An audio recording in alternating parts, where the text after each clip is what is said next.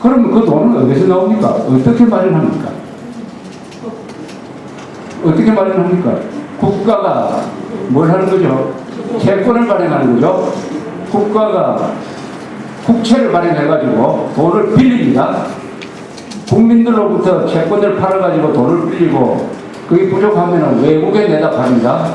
외국에 해가지고 빚을 내라는 이야기예요. 빚을 내서 무상의료하고 빚을 내서 무상급식하고 빚을 내가지고 무상을 해달라는 그런 뜻이에요. 그러면 어떻게 되느냐? 결국은 국가가 재정이 거들라는 거죠. 적자가 생기는 거죠. 그게 누적이 되면은 국가가 더 이상 빚을 낼 힘도 없다. 이미 국채를 팔았는데 이거 이자도 부담을 못하게 생겼다. 그러면 국가가 부도가 나는 겁니다. 바로 유럽의 그리스, 스페인, 포르투갈, 아일랜드, 최근 이탈리아까지 이런 사태에 직면했어요.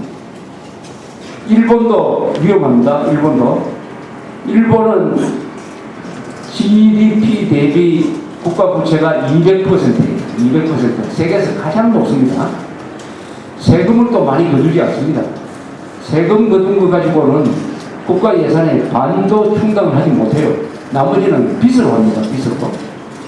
그런데 일본이 다른 나라하고 다른 게 있어요. 일본에는 정부가 발행한 채권, 국채를 누가 많이 가지고 있느냐 하면 거의 대부분 일본 사람들이 가지고 있어요. 일본 사람들이 돈이 많아요. 근데 돈을 안 쓰고 국가에서 채권 발행하면 그것을 삽니다. 일본 사람들이 갖고 있기 때문에 일본은 국가가 부도날 능력은 없습니다. 일본 국민들이 갖고 있기 때문에. 그것은 일본이 워낙 돈이 많은 나라이기 때문에 가능한 거고, 보통 나라가 일본처럼 국채를 발행하면 안 됩니다. 그런데 우리나라가 그러면 국가 채무가 얼마냐? 요새 신문 자주 보시면은 이 유럽에서 넘어가는 나라 있잖아요. 이 나라의 국가 채무가 어느 정도 보통 이 정도입니다. 이 GDP, 국내 총생산 대비 한 100% 됩니다. 90% 내지 100%의 채무를 갖고 있는 거예요. 우리는 지금 어떻게 발표가 되고 있느냐? 35%다 이거예요. GDP 대비 국가 부채가 35%니까 아직 안심해도 된다. 즉 아직 더 써도 된다. 이렇게 주장을 합니다. 정부도 우리는 아직도 국가 재정이 튼튼하다 이렇게 이야기해요. 그러나 이 숫자 자체가 틀렸을 가능성이 많아요. 우리의 국가 부채가 정말 얼마냐 하는 데 대해서는 아주 중대한 문제를 제기하는 사람들이 있습니다. 인천대학의 옥동석 교수라는 사람하고 한나라당의 이한구 의원이 각각 계산을 했어요. 계산을 해보니까 우리의 국가 부채는 정부가 발표한 것보다 2배다. 지금 정부 발표로는 약 450조가 되어 있는데 실제로는 2배, 1000조를 넘을 것이다. 이렇게 주장을 합니다. 그 주장하는 근거는 이겁니다. 유럽 국가에서 적용하는 국가 부채 계산 기준, 그게 국제 기준이죠. 그것을 한국에 적용을 하면은 지금 발표보다 2배가 더 많아진답니다. 그 이유는 뭐냐? 우리는 공기업이라고 하면은 주택공사, 토지개발공사 이것들이 최근 이름을 바뀌었습니다만은 이런 공사가 지고 있는 부채는 국가 부채에서 제외하고 있습니다. 이것을 국가 부채에 포함시키면은 지금 부채보다 2배가 늘어난다는 거예요. 근데 어느 기준이 맞느냐? 이 기준이 맞아요. 포함시키는 게 맞습니다. 그래서 우리의 국가 부채는 유럽에 비해서 절대로 적은 게 아니다. 라고 저는 확신을 해요. 그러니까 정부에서 안심하라고 하는 그 계산 기준이 틀렸다 이겁니다. 그러니까 우리가 자동차를 몰 때 실제로는 시속 100km로 달리고 있는데 속도계가 시속 50km를 달리고 있는 것처럼 잘못 보여주고 있다. 그러면 계속 엑셀레이터 밟아가지고 대형 사고를 합니다. 한국의 국가 부채 통계가 이게 엉터리예요. 엉터리라는 것은 확신을 하는데 이걸 믿고 야당은 더 복지를 해도 좋다고 자꾸 주장하는 거예요. 그래서 이 공무원들이 우리 정부가 지금 해야 될 일이 우리의 국가 부채가 얼마인지를 정확하게 다시 계산을 해가지고 국민들한테 다시 보고를 해야 됩니다. 이것을 관료들이 하지 않고 있어요. 왜 우리가 국가 부채가 이미 상한선에 도달했다고 제가 느끼느냐? 하면은 여러분들도 아마 느끼실 거라고 생각을 합니다. 제가 지방을 많이 돌아다니면 이런 걸 가끔 봐요. 예, 근데 강릉시청, 강릉 인구가 얼마인지 아십니까? 강릉이 약 23만입니다. 23만 명. 근데 강릉시청 건물의 크기는 전부 종합청사보다 더 커요. 그렇게 크게 지어놓고 안에 들어가면 텅텅 비어있고, 뭐 용인시청, 용인 그래도 인구가 많습니다. 한 80만 명. 그것도 전부 종합청사보다 더 큽니다.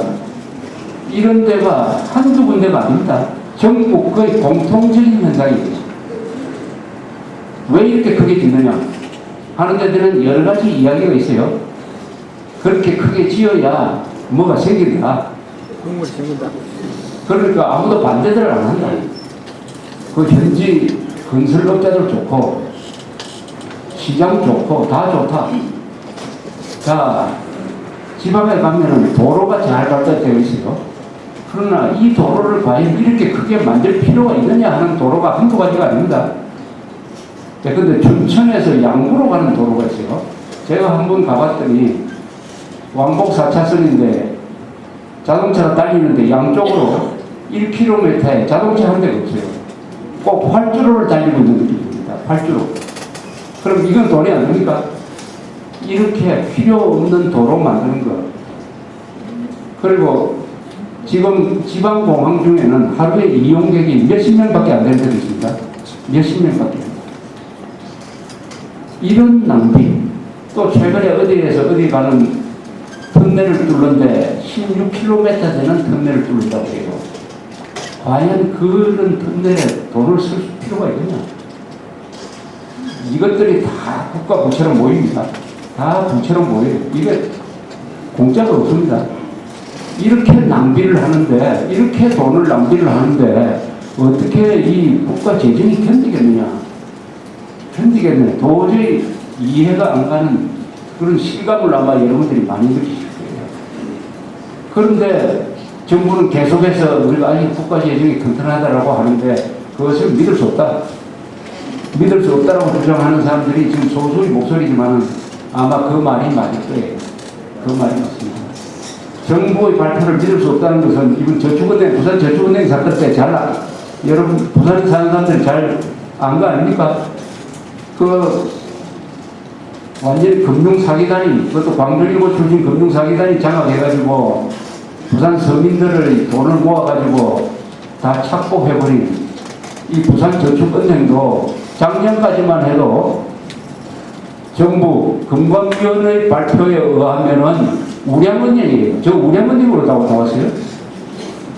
그걸 보고 안심하고 저축한 사람들이 아닙니까? 그런데 깨보니까 어떻습니까? 이것을 깨보니까 이미 이 은행은 몇 년 전부터는 이건 완전히 범죄단체로 운영을 했어요. 어차피 이것은 무너진 은행이니까 어쨌든 외부 사람들 돈 많이 끌어가가지고 그걸 가지고 공무원들한테 뇌물을 줘가지고 이 은행이 좋은 은행인 것처럼 BIS 비율 같은 것을 조작해서 발표하도록 만드는 이런 범죄 조직이었습니다. 그러니까 이 부산저축은행 사건과 관련해서 구속된 공무원들이 지금 수십 명인데 수십 명 소속이 어떻게 되냐? 금융감독위원회가 감독하게 되어 있는데 그 금융감독위원들이 눈을 멀게 하거든.